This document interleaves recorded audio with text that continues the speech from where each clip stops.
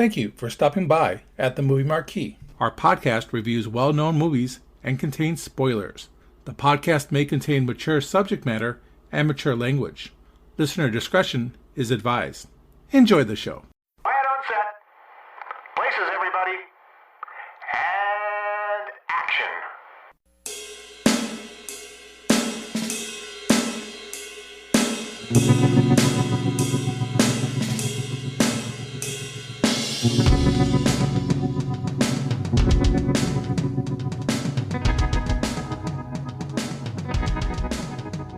Welcome, everybody, to the Movie Marquee. This week on the Marquee is the Martin Scorsese brilliant film, The Departed. I'm Ted, and God don't run the bingo. And with me, of course, are my two co-hosts, Ken.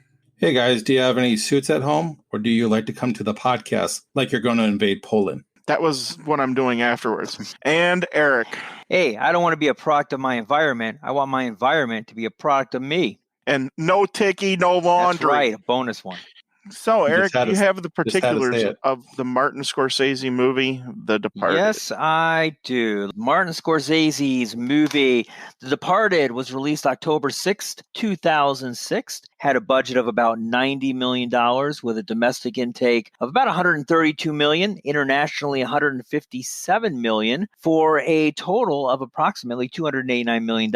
I would say it was very successful. Of course, it's a remake of the 2002 Hong Kong film Infernal Affairs. It stars Leonardo DiCaprio as Billy, Matt Damon as Colin, Jack Nicholson as Costello, Mark Wahlberg as Dignam, Martin Sheen as Quinnen, Ray Winstone as Mr. French, Vera Farmiga as Madeline, briefly Anthony Anderson as Brown, and Alec Baldwin as Ellerby.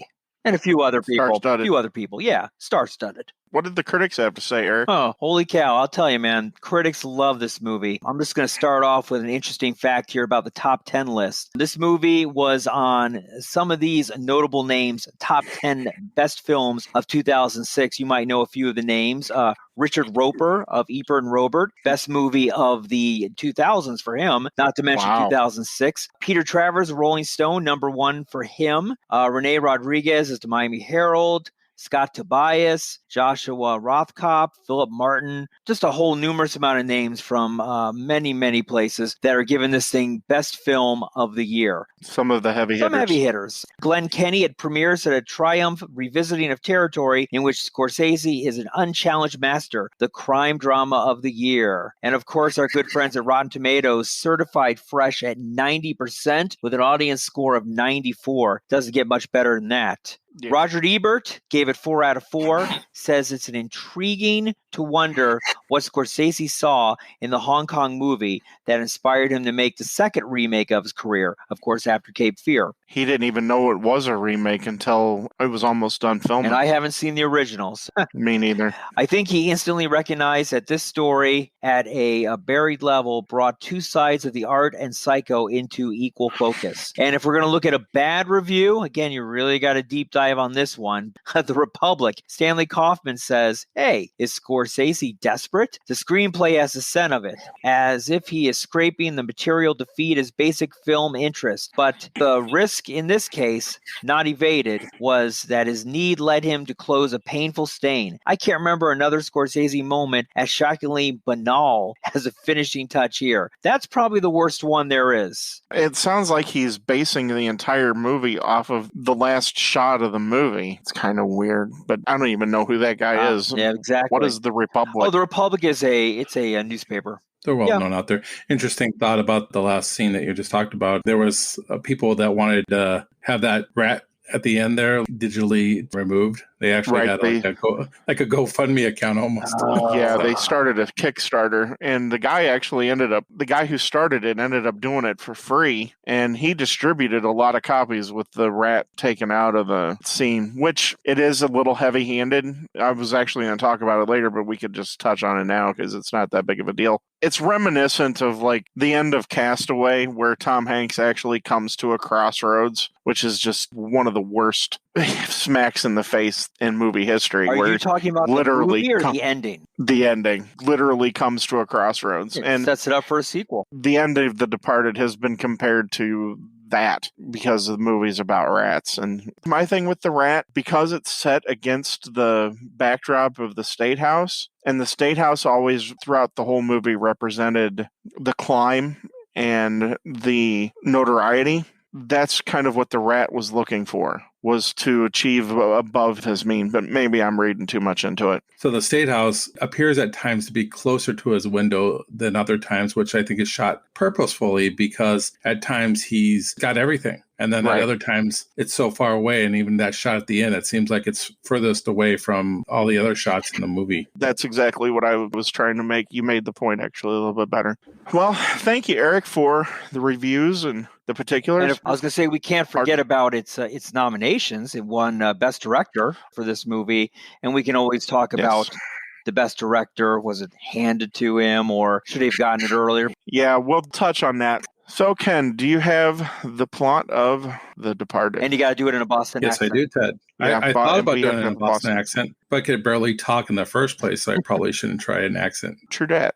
True that. The Departed. It's set in South Boston in 1986. Colin Sullivan is introduced to Irish mob boss Frank Costello. 20 years later, Sullivan has been groomed as a mole inside the Massachusetts State Police and joins the Special Investigations Unit led by Captain Ellerby. Another recruit, Billy Costigan Jr., is approached by Captain Queenan and Staff Sergeant Digman to go undercover and infiltrate Costello's crew. They set up a cover. He serves time in jail on a phony charge and eventually joins Costello's crew. Only Queenan and Diggin will know their operatives' names and that Costello's crew has stolen computer microprocessors to sell to a Chinese gang. Due to being undercover, Costigan's emotional state declines, but Queenan's and Diggin pleads with him to keep his cover. Sullivan begins a romance with police psychiatrist Madeline Madden, whom Costigan sees professionally as part of his probation. The MSP prepares to catch Costello selling the microprocessors, but the deal takes place off camera, allowing everyone to escape. Costello realizes that there is a rat and tasks Sullivan to uncover his identity. Sullivan asks for information to cross-reference his crew members in the MSP database. Meanwhile, Costigan learns that Costello is an FBI informant, and Costello accuses Costigan of being a rat, which he denies. Costigan shares his discovery with Queenan and warns that Costello is aware of a mole in his crew. Costigan follows Costello into a theater and witnesses him giving Sullivan an envelope. Queenan instructs Costigan to give a visual ID of Sullivan before making the arrest, but is unable to see his face. Sullivan realizes that he is being followed and prepares to stab Costigan, but kills another person by accident and flees. He then realizes Costigan was captured on a security camera and then tries to cross-reference officers but cannot recognize him. Queenan advises Sullivan to follow Costello to find his rat, and Costigan calls Queenan to meet while Sullivan has Queenan tailed. When Costello's men arrive, Queenan helps Costigan escape before confronting them and being thrown to his death. Dignam attacks Sullivan and resigns. Sullivan also learns that Costello is an FBI informant and decides to help the MSP catch him. Costello is tailed to a cocaine drop-off, where a gunfight erupts, killing most of Costello's crew. Sullivan confronts Costello, who admits to being an informant, and fatally shoots him. As Costigan goes to Sullivan to reveal his undercover status, he notices that Costello's envelope on Sullivan's desk and realizes Sullivan is the rat. Sullivan then erases Costigan's record from the police computers. Costigan hands Madden, who has moved in with Sullivan, an envelope and instructs her to open it if something happens to him. She opens a letter containing tapes Costello made of himself with Sullivan, listens to them, and leaves Sullivan. Costigan arranges to meet Sullivan on a rooftop. Costigan calls Trooper Brown, a friend from the academy, to substantiate his identity. But Brown pulls a gun on Costigan when he arrives. Unsure who is telling the truth, Costigan says he has evidence tying Sullivan to Costello, and Brown lets him go down the elevator. Upon reaching the lobby, Costigan and Brown are killed by Trooper Berrigan, who reveals himself to be another mole working for Costello, before being shot dead by Sullivan. Later, Sullivan returns to his apartment, where Dignam is waiting. He fatally shoots Sullivan in the head, avenging Queenan and Costigan's death. A rat crawls across Sullivan's balcony and disappears. The end. Thank you, Ken, for the plot there. Eric, do you remember when you saw the movie for the first time? No clue. Like most of my movies, man, I probably saw this thing in high school. No, wait, not high school. What am I talking about? It's 2006. Yeah, it's 2006, bro. Why did I see this?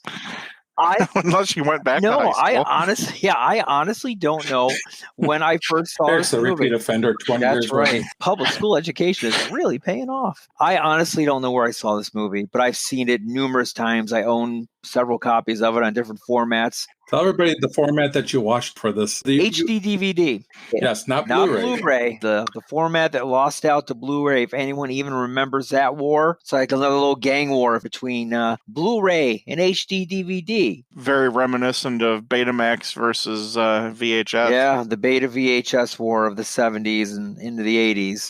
Except I don't think that HD DVD was better as Betamax was over VHS. No, Betamax had far superior picture quality and sound than VHS. HD DVD is the same thing. It's 1080p format. Yeah. There's nothing different about it. HD DVD sounds more like what you would want to buy than something that says Blu-ray. To me, I'm kind of surprised that they lost out on the war. Sometimes it's just marketing because like you were just talking about Beta and VHS, I think VHS just had better marketing, probably lower cost too. Beta, I think if I remember correctly, when VHS tapes got cheaper, Betamaxes did not. That's a real simple answer to that question. It was cheaper, and thank you to the home porn industry. That's exactly industry. where I was going to go. It was the porn industry that really fired that one into the mainstream. Because they could make them cheaper and distribute more of them. I thought I possibly saw this in the theater with you, Ted, but I could be wrong. I just don't remember. But I know it was in the theater because I remember walking out going, that wasn't as good as some of the other movies I've seen by Martin Scorsese, but still thinking I liked it. Yeah, this is definitely a movie I saw in the movie theater. I think I might have seen it more than once in the movie theater. I know I saw it with my wife when it first came out before all of the awards, and I think I did see it another time. I mean, this is a perfect fit for me. This is Nicholson and Scorsese and Damon and DiCaprio, and that's as must-see gets for me. So I definitely saw this in the movie theater. And I've fallen in love with it ever since. Like Eric, I've owned numerous copies. I think I did have a VHS copy. And I know I have a DVD copy, unless I gave it to Ken. Gave it to me. Who gave it to you? Mm-hmm. Okay. It's traveled well, and now I have it on the Blu-ray. This couldn't be any more in my wheelhouse as far as what I look for in movies. I have this on the Blu-ray with Goodfellas and The Aviator. Kind of like a Martin Scorsese. Martin Scorsese 3-pack there. That's a good 3-pack, actually. Mm-hmm. It's interesting where to actually start in our discussion of the movie, because we've discussed a few movies here recently, and as I've listened to some of our past episodes, one of my big critiques, I think, was on Assassins by Richard Donner, was after 2 hours, I didn't know what the motivations of any of the characters were. And I thought that was one of the reasons why I rated it as low as I did. It's amazing, in the first 18 minutes of The Departed, before you even get the title scene, I already know what the motivations are for pretty much every character we're going to see going forward. I think the storytelling there it's masterful, especially for the characters. What do you guys think? I don't know if I agree with you, Ted. I don't know if in the beginning I understand where Billy's character is coming from. All his relatives are shady, but why is he being a police officer? Is he running away? Don't get that painted picture like we do with Sullivan. Sullivan, we see, when he's in that, what would you call it? Like, what do we call those? It was like a little luncheonette type of thing. We see the meeting with Frank, with him there, and then we see him working with the other kids. He's talking to them. I think they're working on a car or something like that. And then it's probably a chop shop. Might be a chop shop. And then we see him later on, all of a sudden, at the academy. So I feel like there's not a lot of background. Well, Costello is grooming him to be his informant. That's clear as day.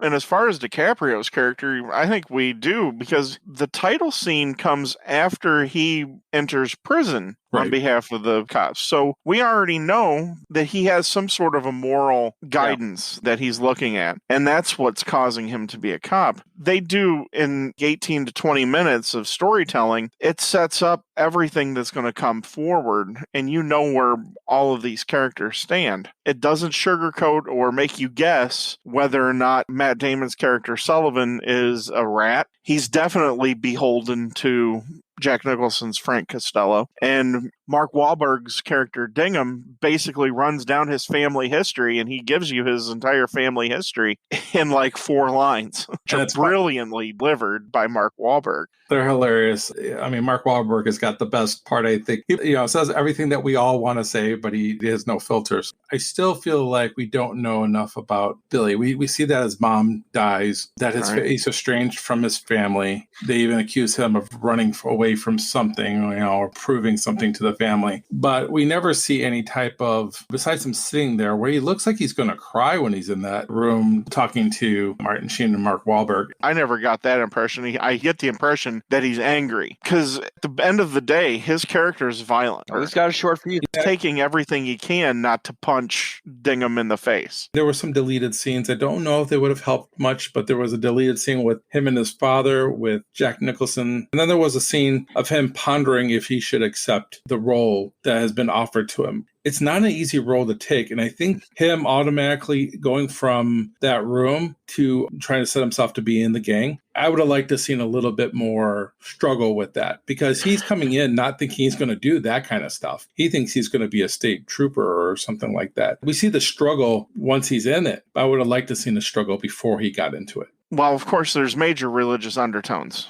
DiCaprio's character, Billy Costigan, he's atoning. His uncle hits the nail on his head when he asks him, are you trying to make up for something? That's exactly what he is doing. He's trying to atone for the sins of his father and the sins of his uncle and that whole side of his family, essentially, because his cousin's a dipshit too. And Costello actually beats him up for running around with his cousin. And there is that sense of atonement. It isn't easy what they're asking him to do. I mean, if him getting caught, he's dead. It's interesting, though, that they say that they're going to be the only two that know that he's a cop. I mean, then later on, we see that his friend at the police academy knows who he is. There's got to be more than just one person at the police academy that knows who he was. They know who he is, but they go to great lengths to make sure that it looks like that he got kicked out. There's no reason that Anthony Anderson's character would have even given him a second thought looking at him and Costello's crew, knowing that he had been drummed out of the state police. It is a little bit of a stretch,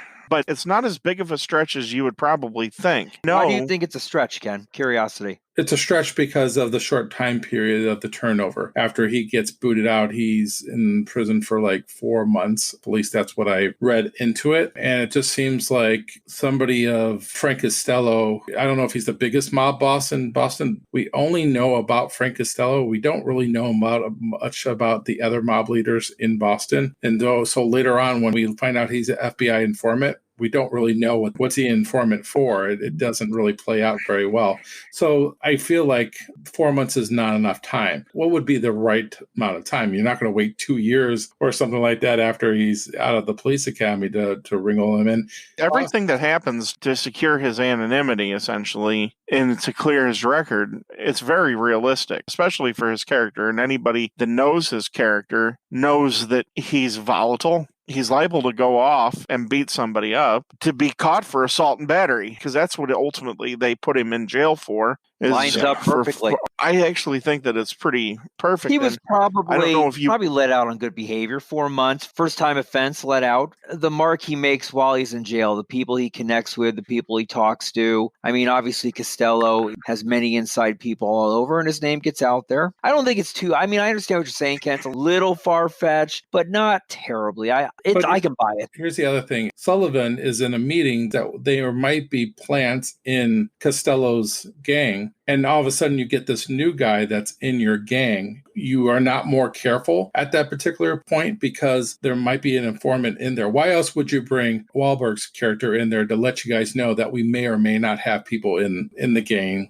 undercover? So to me, that would be, hey, red alert, if you get any new blood, why don't you just keep him in the back to do very little at first? They bring him right off the bat. He's like on everything that they're doing. And to me, that's way too quick, especially if you had some concerns. You beat the crap out of his arm. That was in a sling because he, hurt it when he was beating up those other guys from Providence. All these red flags that come up, they're just brushed away pretty easily. That's just the security to make sure he didn't have a plant or a wire inside the cast. They know his family.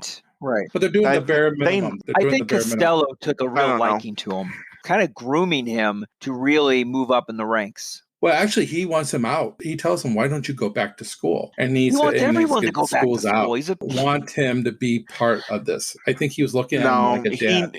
I think you're underestimating something here. In Costigan, he sees himself. He knows that if there's going to be a Brutus to his Caesar, it would definitely be somebody like Costigan. French is going to be loyal to the very end, regardless, because he's not a number one. However, Costello sees Costigan. He sees him as a number one because Costigan's an alpha. He shows that time and again. And the reason that he told him to go back to school is because Costello had respect for his uncle and his dad. Right. Because his dad wouldn't bow and kiss the ring to Costello. And his uncle was a fairly decent-sized gangster. And he knew that both of them would have beat him senseless if he was caught with him. Because Costigan even says, "What are we talking about here?" It shows that there's an endearment there that he respects, and he knows what kind of stock that Costigan comes from. Yeah, but he doesn't explain that. For instance, with Sullivan, he becomes an informant. He becomes a mole. I don't feel like Costello makes it seem like, hey, I want you to become a mole for me with the education. Or I think that you could be just like me, so I think you should be educated. They're not going to talk that way. At least for me, at times throughout the whole movie, up until he thinks he's a rat, he thinks of him more like a son than he did for Sullivan's character because of the reputation of his uncles. But let's be honest, everybody who's in Costello's circle of influence is there on a transactional basis about what they can do for him. He might have some sort of feeling for both Costigan and Sullivan, but let's be honest, it's all transactional for Costello. It's all about him remaining on top. Everybody around him has that same thing. I think with Costello, there's part of him that has no legacy to pass on. Doesn't have any kids. It seems like to me that Billy is the closest thing that he feels that he's going to have to a son. Either he's going to want him all in and be the next guy, or he wants him all out because he has respect for his family. So it's one or the other. I think it can go either way, but it's one or the other. There's no, I don't think, in between. And I don't think he wants to control him like he controls the others because for whatever reason, he has that connection to him, which is different than the connection that he has with Sullivan. Because everything we see with Sullivan throughout the rest of the movie is kind of him yelling at him and screaming at him and not respecting him, even though Sullivan continues to, day in, day out, get him out of trouble. But he doesn't seem to appreciate that. Well, I think he also knows that Sullivan has the aspirations of not being Frank Costello. He has the aspirations of becoming a state senator or mayor or something like that. That's why he's always looking at the Capitol House, the Golden Dome.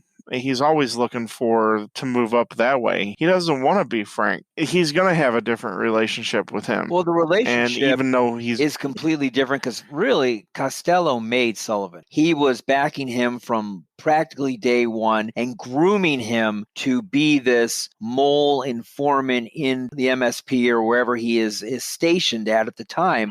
And I think Sullivan realizes that, you know what, I'm better than this, but he really doesn't have the guts. He's always kind of backing down to Sullivan. He never really stands up to him. And when he does, he really backs down and he's like, no problem, Frank, I'll take care of it. It's good. It's all good. He really wants to be those aspirations of being in the Senate or being a politician and having kind of a Costello on his payroll or his back end, if you will. But he just really doesn't show the guts that Billy shows. Billy stands up to him. I mean, Billy's sitting down with him and going, hey, man, any one of these people is going to take you out. It's going to happen. Why do this? Yeah, it's going to happen. And he's really just standing up to him. I do think Sullivan does stand up to him. I mean, it's like, why do you want to be part of this? This is one of the other problems I have about Costello's character, especially if he's a high-end mob boss, basically. Why are you going on a cocaine deal? It's a thrill. If you look at any of the history of either the Italian mob or the Irish mob, some of the bigger ones are not, but most of them, they're fueled by it's the thrill. It's the high. Because you never see Frank Costello actually do drugs, but everybody around him does drugs. His high is being a criminal, being a mastermind. How that scene where he's got with all the cocaine in the bowl, he's just throwing it at the girls. I mean, it's crazy. He Yeah, I think says, he's high. don't come up until you're numb. Yeah. I think he's high off there, right there. I agree with you, Ted, what you're saying there, because that explains it with the scene where Billy is asking him, why even do this? He goes, I don't need another dollar. I haven't needed another dollar since I was like in third grade or something like that. And he says that he doesn't need the sex either, but he does it because of, like you said, the power trip. So that makes sense about why he's there. But Sullivan does warn him about these things. He continuously does warn him. And I think the combination of finding that he's an FBI informant and the fact that he doesn't stop putting himself in spots to get him out of trouble. He just was like, this is my way out. I love Matt Damon's character because of all the different type of struggles he has to go through. They're different struggles than Billy Costigan has to go through. He has a girlfriend. He has to deal with the mob. He's looking for a way out. He was talking about leaving the state and going to law school full time, and he's dealing with sexual impotence. There's all these things that are happening to him, and he has to keep a straight face to make it all work. I love that Matt Damon's acting here. I think Matt Damon is one of the most underrated actors out there, which is funny because I think he is just as good as Leonardo DiCaprio and some of these other people that are even in this movie. I am surprised that he hasn't been award-winning actor in his career based on all the things that he's done. Well, you're not going to get a disagreement from me on that. You're completely right. He is of the highest order. And everybody in this movie they all hit high notes here. See, Sullivan's character is different than Costigan because Sullivan has a lot of balls in the air. He has to juggle a lot, but his life is never on the line. He never really risks anything. Whereas Costigan has his life on the line every single minute. And you can see by the way the two characters handle being a quote-unquote rat on either side. Costigan, he's worried every minute, and it wears on him. More than once he has a breakdown. It's funny because Sullivan's pressure and him juggling everything is manifested by the fact that he's impotent. That's where it shows that the stress is getting to him. And that's been talked about before. There are two sides of the coin. I like both characters. They're both flawed because they're both ultimately manipulated by Costello. But I would say that if somebody has to play more different parts, it's probably Sullivan because he has to play all these different parts with Costello and then with his girlfriend, with his own department, and later on also with Costigan. And I think he does a better job of being the romantic lead to the therapist than, let's say, Leonardo DiCaprio's. That feels maybe a little forced. I feel like there isn't that chemistry because the elevator scene. He's lying to her. But that's what I'm saying. The elevator His scene, whole life is a lie. But the elevator scene, like for me, is like the perfect example of this, where Sullivan is saying that he'll like stab a guy in the eye just to keep on talking to her. So, he would have a session with her. His charisma with her, it feels real. Whereas Leonardo DiCaprio's doesn't seem to have that connection. At least I didn't see it. But she's the worst therapist or psychiatrist or whatever that you've ever seen because she decides that she needs to give him medication after the first bout and basically puts his file away right in front of him and like, well, you know what? I can't help you.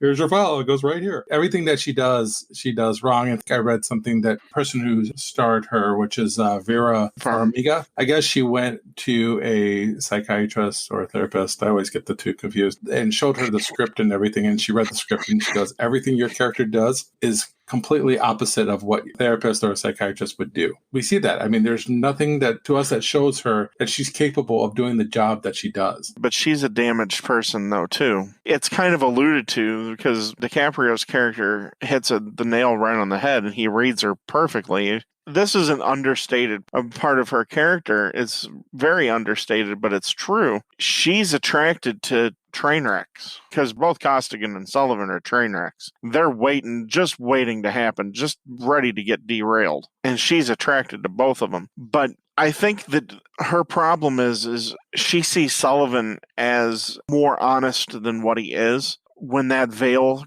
starts to fail is when she starts to have real problems because she starts to question everything that he's doing. When she figures out that he's lying to her constantly, that's when she turns DiCaprio's character. And don't disregard that the impotence has anything to do with it. Yeah, that's early in their relationship, and all of a sudden there's a problem there. She tries to play it off that it's not a red flag, but it's a red flag. So you hear that, fellas? If your woman says, it's not a big deal, it's a big deal. It is for her on a different level because she is a therapist. And she is extremely intelligent, so she knows that there's something that's not right. My biggest thing that's never addressed with her character is there's no way she knows whose baby that is. That's a good point. It's funny you mentioned that because I was thinking about that too. There really is no way. Is she ready to tell Billy that she's pregnant? When he's giving her that envelope with that information if something were to happen to her, she says that she has something to tell him. And he goes, wait 2 weeks and think of how you want to tell me this. She's very ready to tell him that this baby might be because she really has. He has no loyalty to Colin. Like at the funeral and stuff, she walks right by him. No loyalty anymore. It's done. So, well, she knows that he had something to do with Billy's death. She heard the tapes, and she might at that time already had opened up if something were to happen to him. She probably found out all that additional stuff. Possibly is what notifies Mark Wahlberg's character, who ends up killing Sullivan at the end. So she might already know that all this is in play because something has happened to Billy and she was instructed to open up that package afterwards. So that's why I think you see that at the funeral, because she knows everything that has happened. Yeah, she pretty much knows he's a dead man. Let's be honest. There was no way that Wahlberg's character, once he finds out exactly what Sullivan did, there was no way he was going to let him live. Nope. He borderlines on crazy. Yeah, he's a little on the psychotic side. He's got a short fuse. I was just surprised that he did it the way he did in the apartment and then just casually walks out the door like it's a routine shooting. I would have expected him to try and follow him down an alley or somewhere a little bit more remote, but he's like, you know what? I'll do it while you're at home. Or push him off the roof or something like that. It was just didn't even give him a chance to explain anything. Just, He didn't want to hear anything more from I actually like that ending. But I do too. Before that happens, he gets off the elevator and he tries to pet that dog. And that lady's like, no, you're not petting my dog. Get away from my dog. And the other lady in the elevator looked like she was pissed off at him too. I wonder if they already knew that he was a jerk to his girlfriend or something. It wouldn't surprise me if he's been a jerk to a lot of people in that building. Would fall well in line with his character. I don't know. I would think it would be the other way around. Because he puts a front up for everybody. He's this sweet guy, funny guy, charisma, kind of guy. Every time he's with anybody, he's kind of showing a fake side of him. But even when he's with Alec Baldwin, he's kind of showing him what he wants him to see. I think he would purposely keep that up with everybody because he's so used to being that. When he goes head to head with Mark Wahlberg, and Wahlberg is kind of waiting for him to make a move so he can move the other direction, going back and forth with him. And he's like, you got a problem? And then Wahlberg just kind of goes into crazy lines. He laughs it off and he tries to put a good face on it because that's what he does. He always tries to put what he thinks other people want. Biggest problem I have with Dr. Madeline character, you were talking about how everybody did a great job with their parts. And I'm not saying that this actress, Vera, did a bad job. I don't know if she's poorly written. Is it because really she doesn't matter compared to everybody else in this film? I mean, you have so many heavyweights. But if there was a performance there, that one for me is a little bit more stale than everybody else. It's just there. I think you could have plugged any actress in that lead, and I think you would have got I'll be honest. I hate to say this, but I will. I was a little disappointed in Martin Sheen's performance in this. With the notoriety that he has and the position he was in this movie, I think he could have done a lot better. And that really hurts me because I love Martin Sheen and I love pretty much everything he's done. But at the end of this movie, I was really just kind of disappointed in the role he gave. I actually like Martin Sheen in this. I think he plays kind of like a fatherly figure to Billy. He's the opposite fatherly figure than Frank. He comes to his house, he trusts him. At the end, he's really wanting to get him out. You could see it in his reactions. He says, I can't get you out overnight, but I will get you out. I liked it. I just thought the way that character was ended was kind of weird. Would you throw off a police captain off the roof and not expect heat? to come upon you from the police department. For me, I think that's like the stupidest thing that they could have done was kill Martin Sheen's character. He was dead anyway, regardless. But why is he dead? There's no upside to killing them. And What are they going to do? kill him, Hold him ransom? I mean, you open up the elevator and boom, here he is. they don't do anything. They leave. No. If you kill a police officer, you don't think the heat's going to be 20 times greater, especially a captain, a well-respected captain? He knew he was dead. Somebody was going to die there. Either he was going to die or the rat, which would have been Costigan. But in a way, Martin Sheen almost sacrifices himself to protect Costigan, because that allows Costigan to get away from them. At the end of the day, he was almost like a sacrificial lamb. He was going to die. He had come to terms with it. I don't see the upside for the mob to kill him. What is the upside? There's no witness. And then also, too, it eliminates a connection for their informant. Well, think about it. Okay, well, they're in that building looking for the rat. They know he's meeting with them. They know they're looking for the rat, right? And now all of a sudden you open up the elevator and here he is. He's got some type of connection. He has to. You kill him. Doesn't that put a bigger spotlight on you? Doesn't that make the police want to catch you that much more? Doesn't that put just a bullseye on your back every time you walk out? Okay, if they don't kill him, one, they have to take him hostage. The only other option here, if we're sticking with how the story is going to go, is that they take him and then they start to interrogate him. And nobody wants to see Martin Sheen get tortured. Right. And let's be honest, if it was the Italian mob, that's probably what they would have done, is they would have taken him and they would have tortured him. Charlie Sheen, we would have liked to seen that torture, but yeah. No. Because there's stories upon stories of that actually happening. These guys know that Martin Sheen and his character, he's a crusader. He's not going to stop. This is a major contact for their rat. He has to be eliminated one way or the other. There is regret over how it happened, because you do hear Fitzy in the bar say that we were a little excessive with the captain. So they know that they probably shouldn't have killed him, but at that point they had to kill him. That whole organization is crumbling underneath them, and they don't even know it. Isn't it interesting that the whole crew knows that there's a rat? He tells everybody that there's a rat. They're standing outside going, that's got to be a police officer because they ignored us. That's got to be a police officer because they ignored us. And she's got to be a police officer. In fact, she's probably the commissioner because she totally ignored us. It's just Nicholson's character says it. Before, he would have killed everybody. And I wonder if that's because of Billy Costigan's character. If he isn't there, does he kill everybody? Is that connection with Billy so great? Or is it because he's older? He's losing his mind a little bit, too. He's coming to the end. I think he is. Some of the things he was doing, he was telling Billy that he wasn't going to need him because he had a new crew. He came out with all that blood on and stuff like that, which could have been totally fake. He was playing a part. I don't think that was fake. No.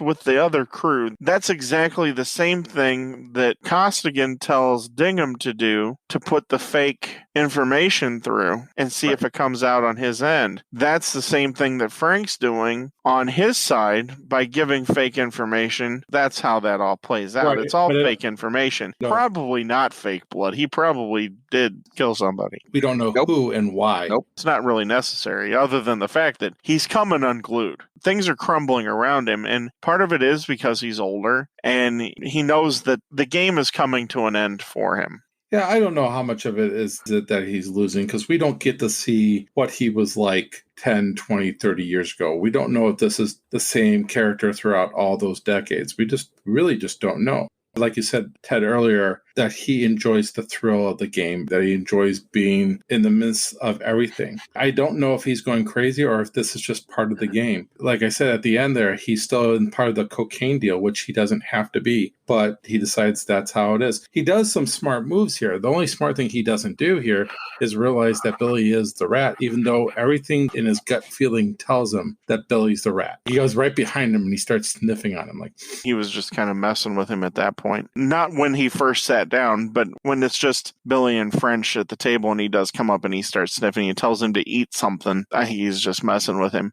I don't know. I think he thinks that there's a possibility, because after that is when he tells them that they need a new crew. And then when he realizes that information isn't passed, he does then say it's not Billy. And I think there's part of him that's very happy to know that. I mean, here's the thing. You find out you have a rat and you only have one new guy into the crew. Isn't it obvious of who that rat's going to be? Though you have that other character, and I forget his name, but the one that gets shot. He asks him, do you know why? I gave you the wrong address. Delahunt, He still showed up. But he doesn't give him up. Well, because he died. Well, there's two reasons why he doesn't give him up. One, he's a cop, because later on they say in the news that he's a cop. I think that's disinformation by the cops, which isn't that big of a stretch of the imagination that they would do that. And then the second reason is in the deleted scenes, Frank had asked him if he would kill somebody if he knew he was the rat. And he realized that he couldn't kill somebody, that he's never been a murderer, even though they threw Martin Sheen off the top of the building. I find that weird, though, because when Alec Baldwin's character is going through the cast of miscreants at the beginning of the movie, he identifies Delahunt as the muscle. Why would your muscle not be willing to kill somebody? That's a good point. Yeah. Very good point. I mean, because Fitz and Delahunt are the two guys that are the quote-unquote the muscle. And it's funny because Fitz, he's the one that buries him in the marshes. When he's laughing, he goes, "Stop laughing. This is not reality TV." And I'm like, what the heck do you mean by this? You think it's a Sopranos reference, maybe? He's thinking that it's real life, that we're dealing with real life. We're not dealing with fantasy. Maybe the real scene, he was laughing because it was Jack Nicholson. He couldn't help but laugh at Jack, and they just played it off. Nicholson, of course, improvises a lot of stuff. He does whatever Jack wants to do. You have a script, and then Jack has his own script. You never know what Jack had to say during any of that. This is probably his last great role, and he plays this perfectly. He's just the perfect amount of unhinged and the perfect amount of controlled menace that is needed for Frank Costello to be as evil as he is. Jack being Jack is dialed up to 11, like we like to say. I don't have a problem with the performance at all. I think it's great, actually. It was originally offered to Al Pacino. Yeah, I'm happy that didn't happen.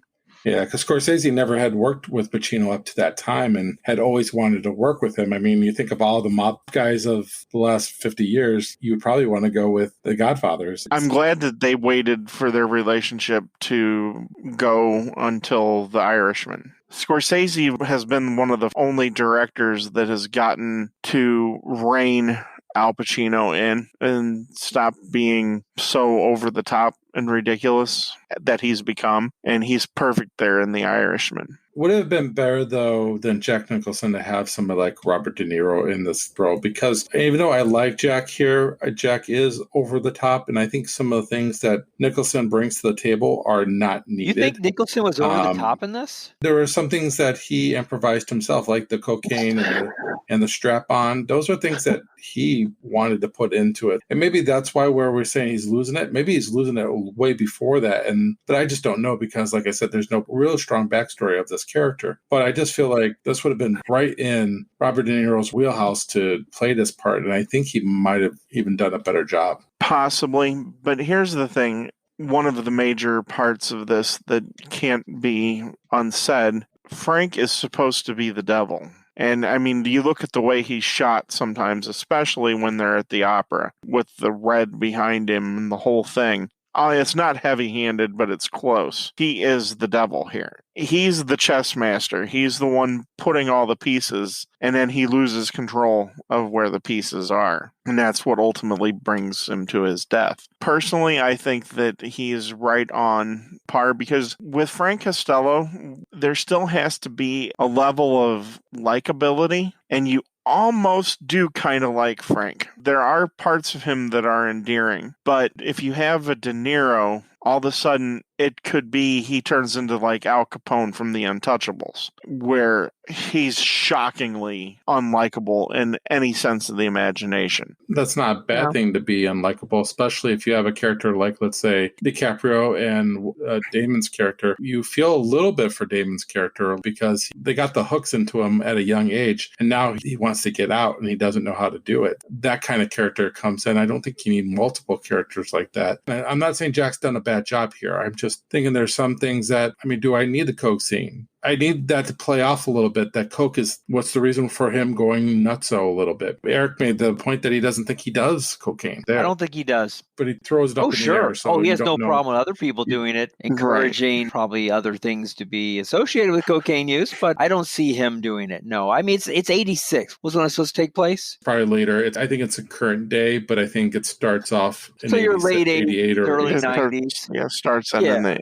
80s. When he meets the kid. Some of the problems I have with this movie is having certain things presented to me and not use them later on. Like, for instance, they kill the Chinese guy. Matt Damon kills him accidentally thinking he's Leonardo DiCaprio, but nothing comes out of that. Wouldn't he be more afraid of somebody looking at surveillance videos to see who ran away at that time and him being one of those people? Of the surveillance videos. He could have erased. He was looking at him. Let's be perfectly honest. If a cop kills somebody like that... but there's got to be some questions on why were you in a dark alley? Why was it this innocent Chinese person? It's a special investigation unit. It doesn't mean they have exclusive rights to that camera. I would imagine even local police would have the right to get those videos. All that camera work that he was looking at, I don't even know if he had really the rights to do what he was doing. Right. Why does he get to be the person that investigates the whole department, even though he's in the department? Because he has a perfect record. But it doesn't make sense. Wouldn't you go outside of the department, like internal affairs or something, to investigate your department? The fact that you have somebody in your department investigate your department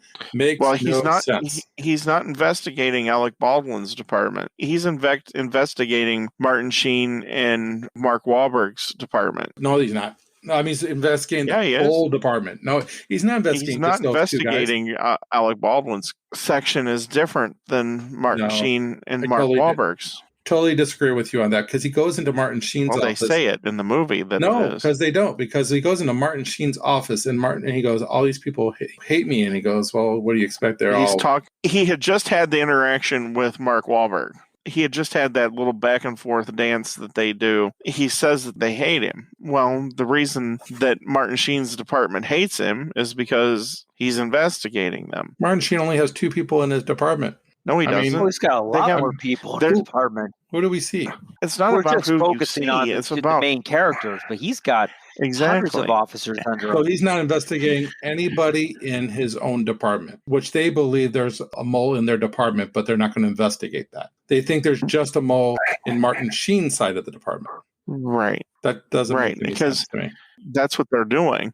When they're doing the warehouse thing, the exchange, it's all people from Alec Baldwin's department. Everybody there is from Alec Baldwin's department. Them and the Fed, but it's not Homeland Security. So why wouldn't it be everybody? And again, being able to text with your phone in your pocket so perfectly, no phones. I'm sorry. That's just incredible that he can do that was a little so far-fetched. I will give you that one. It's a little far-fetched, but it's not no phones, right. It's not out of the realm of possibility, though. No, that's ridiculous. That it's not as crazy as you think. If you remember the flip phones and I remember the flip and how to do that. Have to hit, in your pocket you can do that. I don't know about that. If you've done practice to that and had to do it more than once, I'm sure you could get good at it. I think you're looking for holes where there's no holes. No, I think that's a hole. I'm sorry. You even have Leonardo DiCaprio's guy who doesn't do that. He actually sits there and actually texts out the text message. He doesn't do it in his pocket. I mean, it's a little far-fetched, but the fact that you had your own guys there and you're not going to investigate your own guys that happen to be there, that kind of sounds kind of strange too. And Alec Baldwin's character is a little full of himself, which I like Alec Baldwin. I would like to see him a little bit more in this role. His character reminds me a little bit of the character that he had in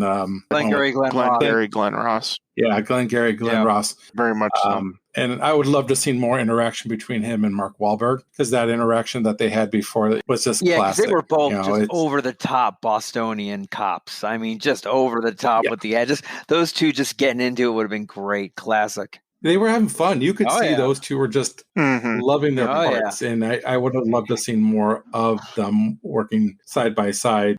I'm not going to give my full review right now, but I like this movie. So it's not I'm trying to poke holes. I call BS when I see BS. And texting on a phone inside your pocket perfectly, especially with the way that we had a text back then, I'm sorry. There's just too many things that you have to do. If I had a phone back in that day and I'm trying to text, it's taking me forever to get that text out. And he is doing it quick and he's doing it accurate. Well, and he's doing it without even looking. It's a movie. Exactly, It'd be like no it's a movie. fins would come across when I would text it or something, right? Yeah. Right. What does that mean? No fins?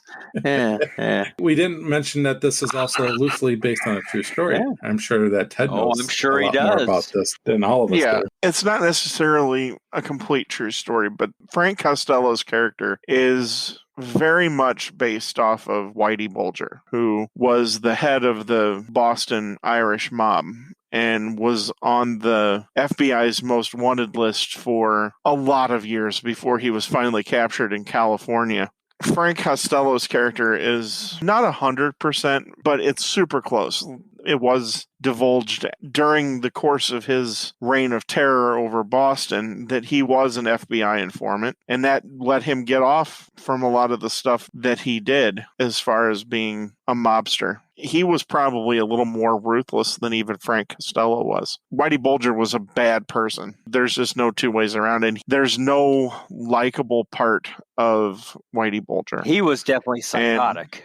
Yeah. Oh, for sure. There's some really good interviews out there. The one that sticks out in my mind was with the guy who was his driver. He ended up being caught and then he ended up flipping for the FBI. If you listen to some of the things that he says in these interviews about what Whitey did and how he did it, there's a reason the Italian mob was afraid of Whitey Bulger because of how big of a loose cannon he really was. He would kill you literally for nothing. He ruled Boston for a long time, and it was known. It wasn't like he was hiding in a mansion like some of the Italian mobsters that from New York have done. He was out in public and did his thing, and people just went the other way. What was that movie? What was it? Whitey with Johnny Depp? Yes, and I've heard that movie is not very good. It's interesting. I've heard it's bad. It's not that bad. He does a pretty good Whitey Bulger, that psychotic look. Give it a shot. I'll have to. The mob thing is one of my things.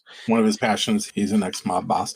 But Whitey actually got what was coming to him at the end. Oh, yeah. He died in prison. Scraped his eyes out, from what I heard. Because he was an informant. He was on the run for 15 years, and actually this movie came out while they were still looking for him. He wasn't captured yet at this particular time. Ironically, as an aside to that story, they filmed some scenes in Los Angeles, and the guy who was the FBI quote-unquote consultant on scene had tried to track Whitey Bulger down, and they were literally blocks apart more than once while they were filming. But it's pretty crazy. Whitey Bulger's story is insanely interesting, but he is truly a frightening person. What he reminds me of is Joe Pesci's character in Casino. Yes. Because Joe Pesci's character in Casino is based off of Tony the Ant Spilatro. And if we ever do Casino, I can tell you stories about him. He was crazy and ruthless. And you always see this. This is one of the things that I was going to bring up, because this is essentially one of Scorsese's mob movies. In every mob movie, there is that one character who is unhinged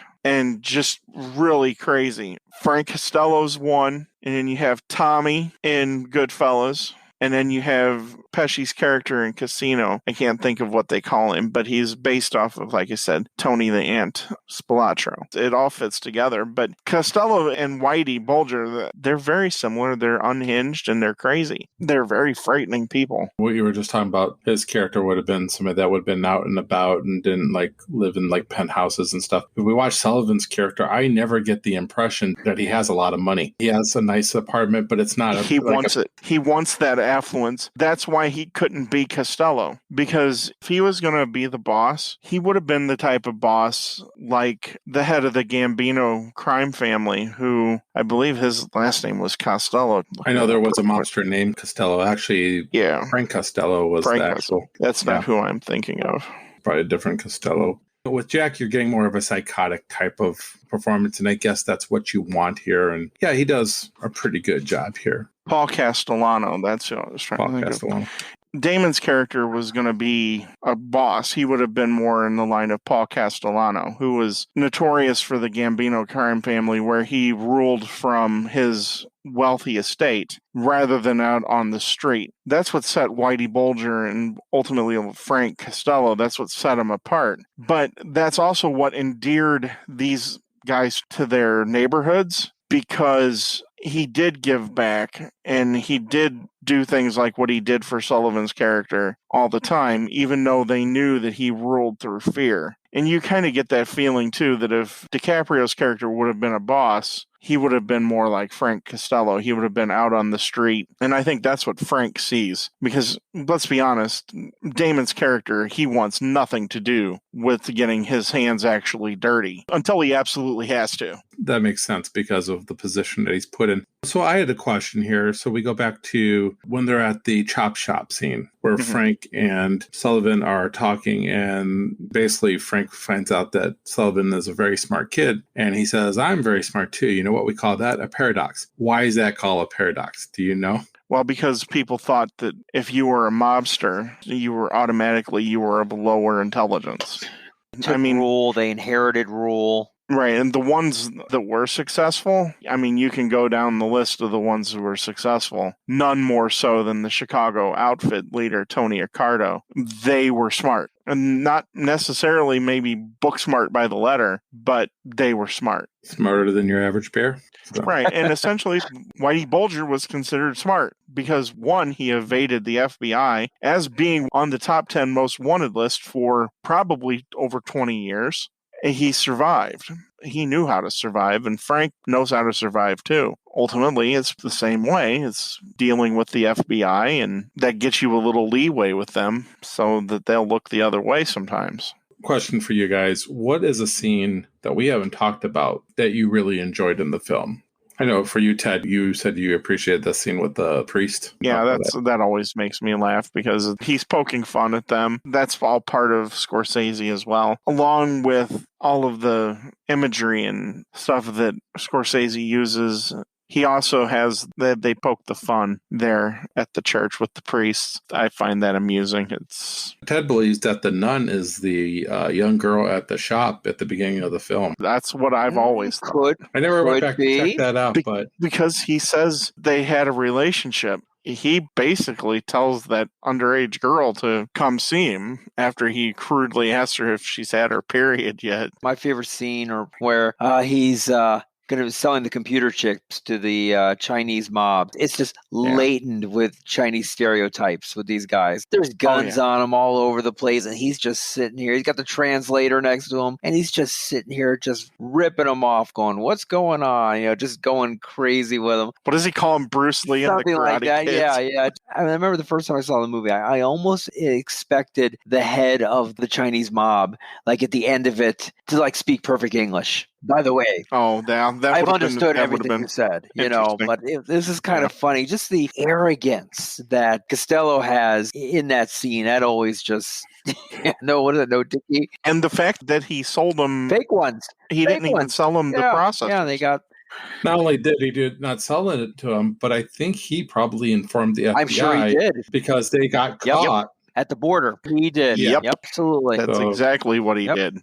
Which goes against of what he says during that part where he says one person brings the stuff and the other one You got to remember something too. Of all his no ticky, no laundry. Yeah, I know Ted wanted to say that. Of all the things in here where everyone is really just Costello's a rat. And I think he knows he's the rat. That's why he's not really going too hardcore on trying to find the rat. I think that he thinks ultimately that him being the rat to the FBI gives him the get out of jail free card, and essentially the ability to act with impunity. But everyone is involved in everyone's business in this movie. There's no secrets. But at the same time, why do you run at the end of the movie? Why do you try to get away when you know nothing is really going to happen to you? You probably should just raise your hands and say, take me in, because guess what? You're going to make a deal and they're going to send you right back. Or did he know that Sullivan was coming? Maybe, but he could. I mean, anyone's going to be arrested is possibly going to be thrown in jail at least for a couple hours or a holding cell. I didn't understand how they got that information. I guess the guy who gives up Costello and says that he's an FBI informant, I'm a little lost when he comes into his house and shoots him in the knee and asks him all these questions, because I think he's like a robber or something like that. I feel like I'm not led there to understand why he's there in the first place and where this information comes out that he's an informant for the FBI. Were you guys lost at that particular point? Because I was like a little bit. I'll be guy- honest, I glossed over it. I really did. The guy owes Costello money And I know he's collecting for him. because he's a collector Yeah. at that point. French isn't necessarily a collector, but DiCaprio's definitely a collector, and he's working directly with French. There's another underrated actor and role in the movie, and that's Ray Winstone. Ray Winstone's awesome. Is an awesome actor. Yes, he's a very good actor. First time I saw him was in a BBC production of a TV series of Robin Hood. So, yeah, first my introduction. I've seen him that in a would have few been like. things. So he's been around a very long time and has done a lot of things. But he's also the guy who portrays Harrison Ford in The Crystal Skull as well. Yep. So there's a lot of scenes that we could talk about. And we talked a little bit about it. I guess the cranberry juice scene where he orders cranberry juice and then the guy goes, my girlfriend drinks it because it has a diuretic and she's on her period. And he's like, are you on your period? And then after he's crap out of him, French's character basically... I'm the guy that tells you there's guys you can hit and there's guys you can't hit. Yeah. And that guy is almost a guy you can't hit. But then he doesn't care about it. And then he hits him afterwards. But then he asked him what he wants to drink. And he's like, cranberry juice. And he goes, what? You're on your period? I agree with you, Ted. I really enjoyed his performance. And he was a great number 2 guy to Jack Nicholson's character, especially at the beginning where Frank kills the couple there on the beach, it looks like. Yeah, it just blows their heads off. It looks like it's out in the open. Yeah, it's on a beach, yeah. Yeah, but it looks like it's out in the open. Anybody could really see it. I like it but then he shoots her. Mid towards the movie. He's like, when I tell you to put a body in a marsh, disappears. Put it in the Put him in the mash. I don't want some date raider and John Hancock. He shoots that couple and she falls funny. Yeah. And he goes, she fell funny. Yeah. French goes, you need some help. Yeah. So you need to go get yourself some help. I thought his character was a very good number 2. I would have liked to actually have seen a little bit more of him because he was the one guy probably in the whole outfit that would have gone down in flames with Costello. He even said, I'm 1 in 10 million. Yeah. Or he's like, you're 1 in a million. I'm 1 in 10 he literally did. Car catches on fire. He goes down in flames. We have the big shootout. Hey, and they all died by the elevator. Right? I love using that line in every movie. I can finally say it. Right. Except and for here one. It actually Except happens. for one, yeah. right. Before this all happens, that the psychiatrist, she sees the mail come in. It's from Costigan. Interesting that it hasn't a return address on it. That's why she ends up opening it. Well, because she sees his name on it, but why does it have an actual return address? Here's the reason. I think that he wants Sullivan to know that I know. He wants him to know who knows. Well, yeah, no, I get that, but I mean, the actual physical address doesn't make any sense. They have to meet somewhere, I guess, for him to. But she picks it up, and she's not a cop, but he's a cop. She doesn't know what's on it. She doesn't know if there's any secret that she shouldn't know because he's a police officer, and she decides to listen to it. Again, another part of her character that no psychiatrist or therapist would do because that's none of her business. He's a cop. He's not allowed to. Well, at that point, she's not a therapist. She's his girlfriend. She probably knows that she's pregnant at that point, too. She had already told him that she was pregnant with the babies. But I just felt like that was kind of a little weird that she's the one that plays it. I don't think that would necessarily had to be played out. I don't think we necessarily had to see her leave him. I don't think that's necessary as well. Until the end, she gets the envelope. She finds out that her boyfriend killed her lover, and then she's crying at the funeral. So then that's when I can say, okay, that's where you can leave him. I just think that section didn't need to be played out with her in it. What are you guys' thoughts about all this killing and all the way to the end where Mark Wahlberg takes out Matt Damon, probably due to Jimmy Kimmel probably ordered the hit, but what are you guys' thoughts on that? It ended the way it had to end. You couldn't have ended with Matt Damon's character coming out smelling like a rose. That's not how that ends, especially for a person like him. It doesn't end up with him on top. It ends with him being exactly what happens to him. It's an interesting way to end the movie as far as figuring out how all of those 4 guys end up in that building. It works itself out really well. I never have had a problem with it. Yeah, I agree. I'm pretty happy with the way it ended, the way it built to the ending. Pretty sad to see DiCaprio's character shot in the head like that, but hey, he had to die. Yeah. They all had to die. He had to die, but did he have to die like that? No, Couldn't we have gotten at least a I know reaction it's or kind of something like from him? it's kind of like a very poor death, if you will, of everything he went through just to be killed like that. Just be shot like anybody else in the film and Yeah, just, like, be discarded. yeah, I enjoyed I it. mean, at least Matt Damon's character at the end, at least you get a moment of reaction from him knowing that he's going to be knocked off. You don't get that opportunity here with Billy's character. And I feel like in a certain sense, we deserve to see his reaction to it. And then on top of that, then you have the guy who does kill him is kind of like a nobody. It's not one of the major characters. And he's killed off instantly. So you have Brannigan, who's not a major character in this film. He ends up killing the main character in the film. The reason that works, even though he was kind of a background character, it shows you just how far in Costello was into the entire inner workings of the police force. And he had been friends with Matt Damon's character. Yeah, but we don't see a lot of him throughout the film. You see enough of him that it's not a coming out of left field, but it's a surprise enough that, wow, okay, that guy was working with it too. Huge surprise. That's one of the problems I have. So here you have Berrigan, who knows that Costello was an informant to the FBI. How the heck does he know? We don't know. We don't know where he got that information. It came to us surprised for Sullivan that he was an FBI informant, but this guy seemed to know. How does this guy know that Damon knows that he was an informant? Because he doesn't tell anybody. It would have come out already by then that he was an informant because Costello's already dead. All of that information would have already come out. So that he was an FBI informant came out after he's dead. They would have shared that with everybody? Most likely. It did for Whitey Bulger. I mean, so it's not that, don't act like it's that big of a... Well, here's the other thing, though, is how does Berrigan know that Sullivan knows? Because Sullivan's in charge of the department. But Sullivan doesn't share that information with his department. At least we're not shown that he's sharing that information with his department. You don't need it to be shown. So it's understood that everybody's going to find out that he was an informant for the FBI. How does Berrigan trust Sullivan with this information? He basically tells him... He's not trusting him with any information. Oh, yes, he is. He basically allowed him to shoot him to wrap things up. The reason Damon shoots him is because he's one of the only last people to know that he was working for Costello. Why is he protecting Damon when he's a mole, that their boss, Costello, is gone? Because he stupidly thought that their friendship would kind of give him a reason. By killing DiCaprio and eliminating that threat, he thought that was enough to endear him to Damon's character so that Damon wouldn't kill him. But he thought wrong. Damon's going to protect himself to the very end. He's going to do everything he can to defend himself. And that means that character isn't very bright. But he's bright enough to be there. And how does he know to even be there? That's the other thing, because nobody tells him where they're at. Well, we don't know what Anthony Anderson's character did because he was invited by DiCaprio. He might have named a few people. So why wouldn't Damon's character have done the same thing?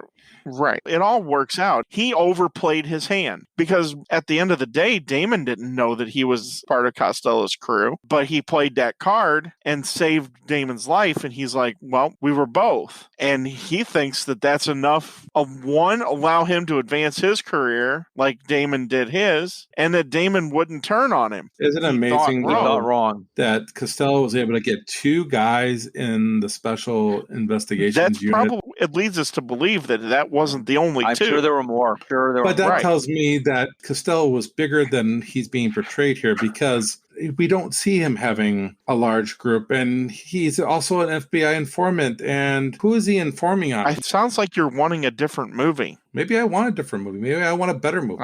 I'm at a loss. Here's my arguments, but you're basically saying, well, it doesn't matter about these arguments because they don't matter. This film is great and deal with it. No, that's not what I'm saying. I'm saying that there are logical reasons for everything that happens in the movie. This isn't Assassins and this isn't Maverick, where things are just completely out of left field. Wow. Assassins. Everything here makes sense. But how big of a crew did you want Frank Costello to have? Did you want him to be in has 50 people in an in the police industrial force? park and he's got like 50,000 people working for him? In my opinion, they lowered my expectation of him as a mob boss because all he does is coke deals and microchips and the amount of money that's being The turned around. Italian mob is afraid of him. How do we know that? He Hear from said the that other he's mob going to bosses. take care of We the do not Italian mobsters see another mob that boss. Leonardo DiCaprio's character beats up, and he kills them. They are afraid of They're him. not mob bosses. No, they're mob hired people. hands. Those two aren't mob bosses, but the mob bosses that The are two- Italian from Providence are so afraid of him, there's going to be no blowback. This is ridiculous, Ken.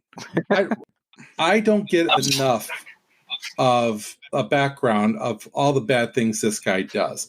I'm to assume in my own It'd be a mind 4-hour movie. all the bad things. Maybe it would be a little bit longer.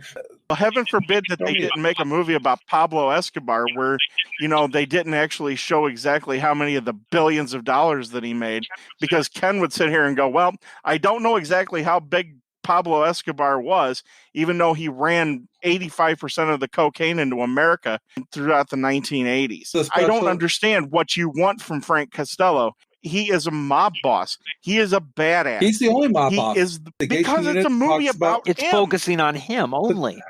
I have nobody else to compare him with the other mob bosses. Who are you wanting to compare him with? Okay, fine. He's the greatest thing since sliced bread. The most powerful person in Boston.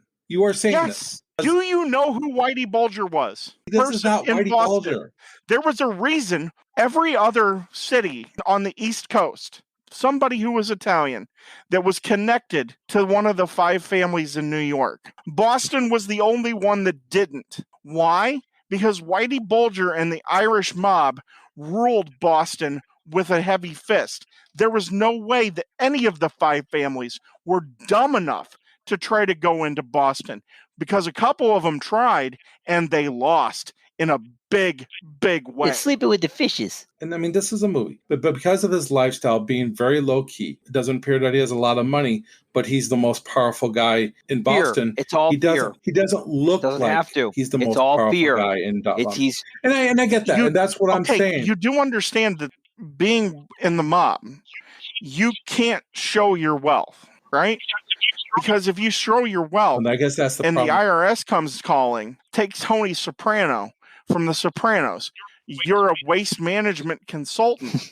How much is your salary? I believe they say in the show like $110,000. That's his noted income. He has to live within the means of that, because otherwise they want to know where you're getting the money to do all of this. He can't live this extravagant lifestyle. I will go to say this. He lives pretty damn He's driving good. a Buick.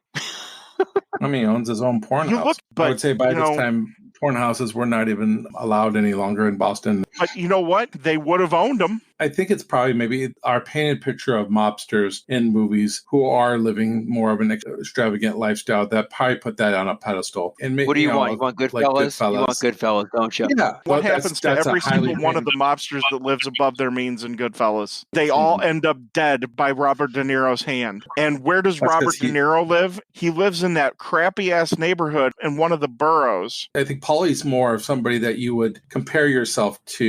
Costello is Paulie. He doesn't live extravagantly. I don't know, look pretty fancy. I don't get the feel of how powerful he really is. I'm told that he's powerful, but I don't get to see. How about this? How about this scene, Ken? When the cops are talking to the mom of the guy who was killed, and he's driving by in the Buick, and he does like a little wave. All he has to do is look. And she's like, gotta go. One old lady. Okay. Yeah, it was, someone who's been in how many people do you want him to kill so that you know probably that not he's... even the amount of people, it's who he kills. You wanted him to kill Martin Sheen's character? Well, you know what? He wants to be in the middle of all the action. He wants to be in part of the coke deal. Why not be there to kill Martin Sheen? They're the only mob family that the special units even care about. In Boston. It's the Massachusetts State Police. They're going to be going after the most major mobster. They're still going after the Irish mob. They're not concerned with the Italian mob mob or anyone in any of the coward state. Because there's no Italian mob. The only reason why I know he's the most powerful is because I'm told he's the most powerful. Yeah. And that's not good enough for you. You're He just says saying he's the a most chump. powerful. At the end, he ends up being a chump. Well, they always he do. acts like They all do at the end. He acts like an amateur. No, he gets double-crossed by the guy that he put in power. No, the amateurness is wanting to go on a stupid coke deal. That's the amateurness of it. There was millions of dollars of coke sitting there, so he can say what but you you want never- about how as a amateur mob it is. boss, Tough you break, always let Nancy your- Reagan.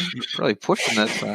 As a mob boss, you let your constituents do your dirty work. You do not do it. Your underlings, they're not necessarily constituents. He's not the mayor. Underlings, whatever.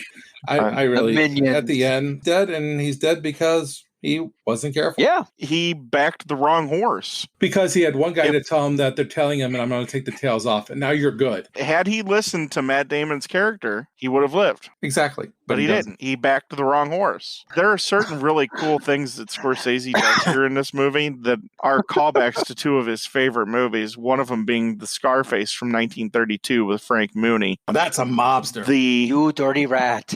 They keep doing the theme from the opera Lucia di Lamore. That keeps popping up through, and that's actually the opera that Frank goes to see. That keeps popping up, and that's from the movie Scarface. The other thing is whenever there's an X in The Departed, somebody's going to die. And that harkens back to White Heat with James Cagney, which is another brilliant movie. Those are just a couple of that were influences that Scorsese had when he went into the mindset to direct mob. That's a very similar movie to this movie, the one with James Cagney. I enjoyed that movie quite a bit. As we wrap up here, we can give our reviews of The Departed. Let Ken tell you that Frank Costello didn't really mean anything to the movie. So we'll start off with Eric. What is your review of The Departed?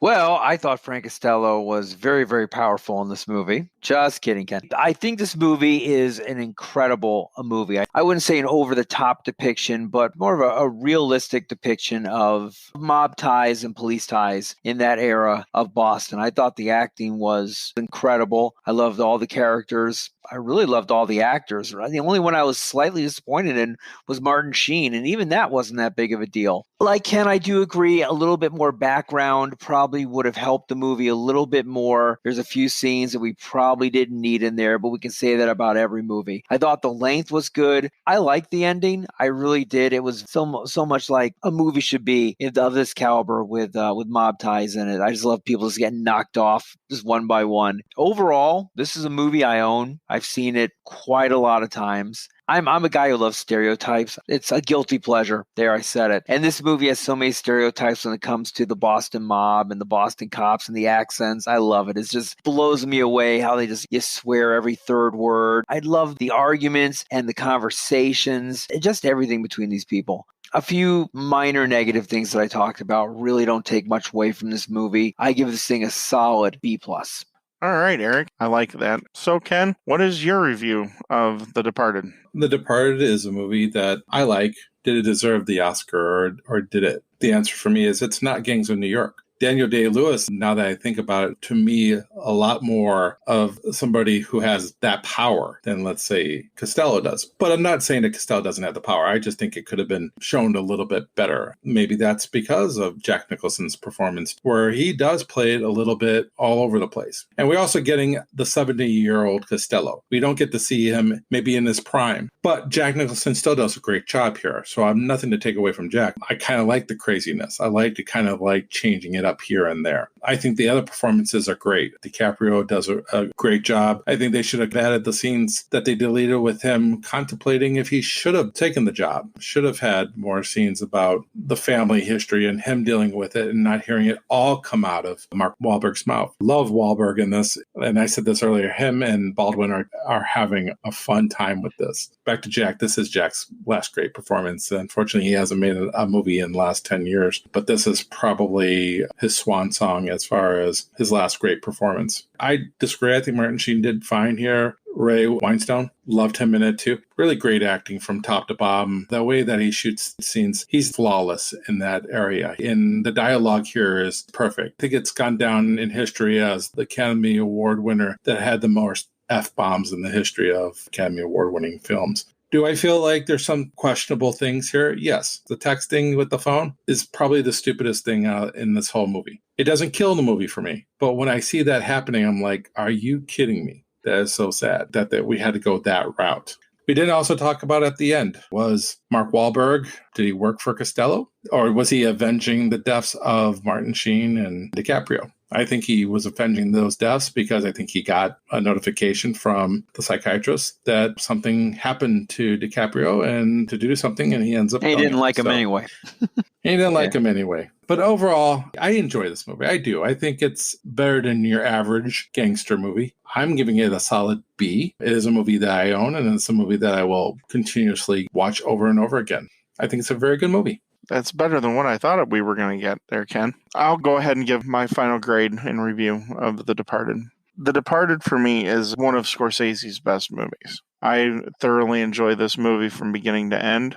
I love the characters. I think all of the characters, they do exactly what they're needed to do. They're put in places we know enough about them to know what their motivations are, why they're doing what they're doing, and what the ultimate outcomes are for them. There's some really good writing because it's fun when it needs to be fun, but then it's serious when it needs to be serious. And it's very quotable as well, which makes it a little long-lasting, endearing. But was this the movie that Martin Scorsese should have won the Academy Award for? Probably not. It is the one that he did win for, though. And it's definitely worthy of that. There's not much here that could be changed. Most movies that we've reviewed, we say, oh, you could cut a little bit out here, or you could add a bunch here, and it would have made the movie any better. At the end of the day, I don't really want anything cut from this movie, and I don't want really anything added. When I watched the deleted scenes, they had an introduction with Marty, and Marty was talking about what was cut was to make it tighter, and I think that they did exactly what they should have done. This is if not a top 50 movie, it's definitely a top 75 movie for me. I watch this movie every few months. This doesn't just sit on my shelf and collect dust. It gets played, and I enjoy every minute of it. One of the things that we amazingly didn't even talk about was the soundtrack to this movie. I'm usually not a fan of the artists doing other people's music, but the band in Van Morrison's version of Comfortably Numb is amazing. It adds just enough to those scenes that it adds that texture that those scenes needed. And he uses that classic rock feel throughout the movie, and it hits the right notes. So for this movie, it's extremely rewatchable. It'll always rank right up there for me. So this is going to be a solid A for me. I don't know how much more I could really say to put laurels on this, other than the fact that every single actor here, I think, hits their character out of the park. This was the best movie of 2006. Well, Eric, what's on the marquee for the next episode? Wolf of Wall Street. So if you like F-bombs on this one, you're going to love that one. Now we're talking. I love that movie. The DiCaprio tradition, of course. Looking forward to that one. That one's going to be some great conversation. Might have to put a disclaimer on that one. So, Ted, where can people see us on Twitter? We are on Twitter at @the_movie_marquee. And you can also find us on Facebook, The Movie Marquee. We have some really great conversations. I want to thank you all for those who have been throwing up suggestions, throwing up some movies that they have seen. Chad mentioned the movie My Bodyguard, which that was, I believe, 1981 with one of the Baldwin brothers and Matt Dillon. Keep on throwing those things out there. Even though we've seen a lot of movies, there's so many movies that we haven't seen that we would love to hear what your thoughts are on it. Sounds like fun. We'll see you next time at the Movie Marquee. Take care, everyone. Bye-bye.